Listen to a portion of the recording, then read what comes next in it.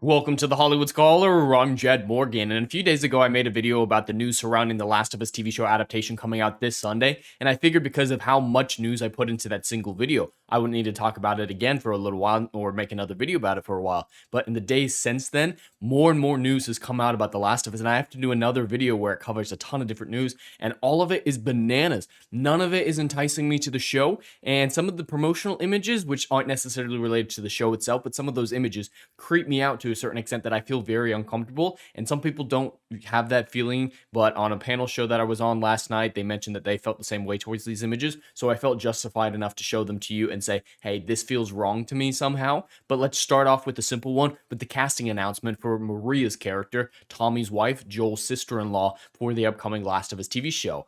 And yeah, that's who they've cast. It's another race swap, everyone. Who would be surprised? Who's surprised that we got another race swap? On that same panel show last night, we thought about it, and it turns out the only white characters who were allowed to stay white happen to be the gay ones. Ellie and Bill are the only characters that were allowed to stay white, and they were both gay. So unless you have a little bit of diversity over being just a white straight person, you're not allowed to stay a white straight person. That is just a little ridiculous when you think about it. But they talk about in this article how her character Maria is very, very important to Joel's character, how it's instrumental in Joel's character development in relating with Ellie, and that's not the case in the game. In the first game, the only game, she's just barely there. She's like, hey, Maria, she exists, everyone. Tommy's wife, everyone. And that's about all the impact she has on the story. But apparently in the second one, she has a bigger role to play. And according to the showrunners, they're combining some of the stuff from the seasons 1 and 2, narratively speaking. And Maria may move her import from the second game into the first one, taking a lot of Tommy's importance during that little sojourn that they take in the Wyoming survivors camp, taking away the emotional relevance of Tommy teaching Joel that he needs to be with Ellie, that they need to stay together to heal from Sarah. It's a very powerful set of scenes,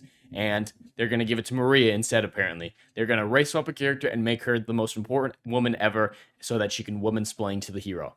Who's surprised about that?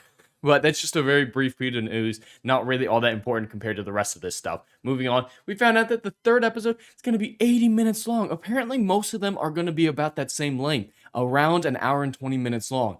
That is too long. I will not survive it. But apparently episode 3 will focus primarily on Frank and Bill's story, and it'll feature a lot of their character and distract from Joel and Ellie. And I have a major issue with that because they're putting in so many side characters with so many stories that it'll drown out Joel and Ellie's relationship, which is the one thing that you need to spend the most time on. And Bill and Frank's story isn't all that big in the games because Frank, spoiler alert, is dead by the time Ellie and Joel meet Bill.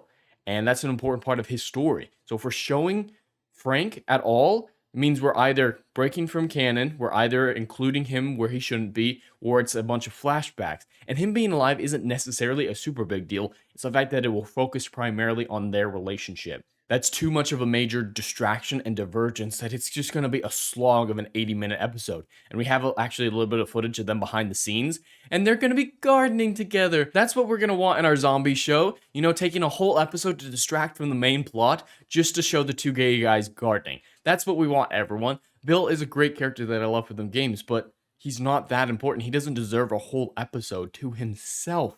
It's ridiculous. And this is just sad. It's just really, really sad more than anything else.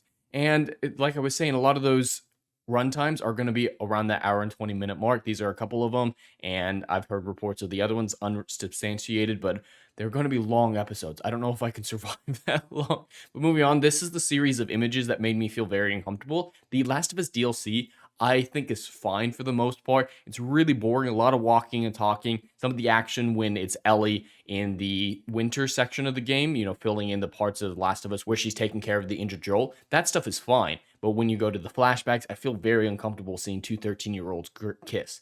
I feel very uncomfortable with that. Not the fact that they're gay, it's just their age. And it seems like the Last of Us show is capitalizing off of it because I'm very uncomfortable looking at this image. Some people disagree, some people do. It's just, I feel very uncomfortable. That's more than I can Yeah, and this one as well, she doesn't seem like she wants to be there. It's a creepy relationship that they're displaying in these images. Just a side note, may not actually affect the series, but in the promotional material, see they're holding hands here.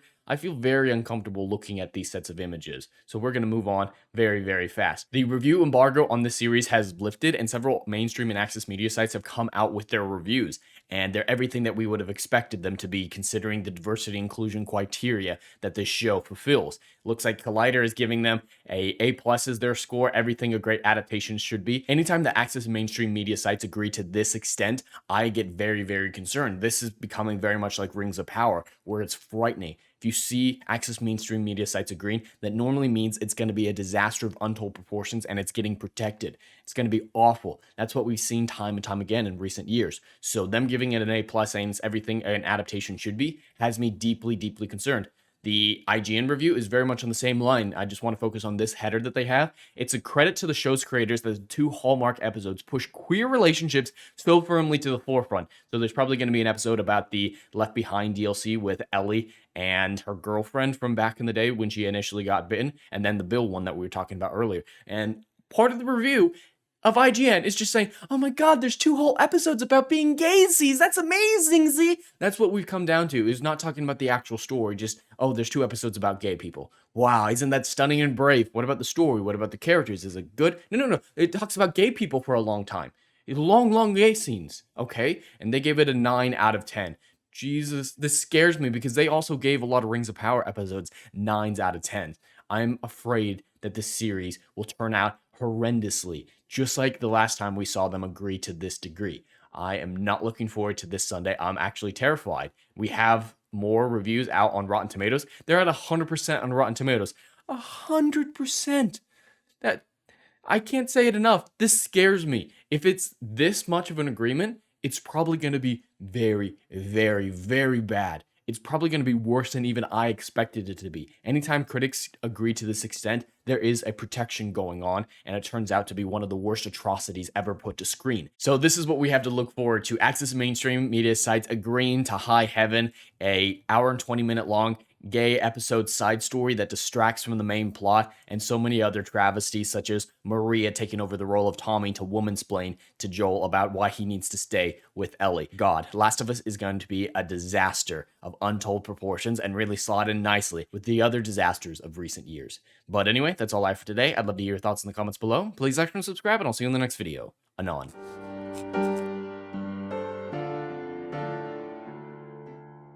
Hey, yo, are you feeling what I'm doing up in here? Oh, I know you are. Do you miss all the good, compelling stories that we used to get back in Hollywood that they ain't putting down no more? I know you missing it. So check out my book series, Odyssey of a Phoenix, a mythological epic about philosophy, morality, and modern-day mental illness issues, baby. Book 1, Down in Flames. Book 2, Apocalypse Then. These are currently on sale. What are you waiting for? Get your hands on them. And we got Book 3, Kill the Dark, is coming down the pipeline. Just wait for all the good stuff that's dropping. You ain't gonna be disappointed, fam.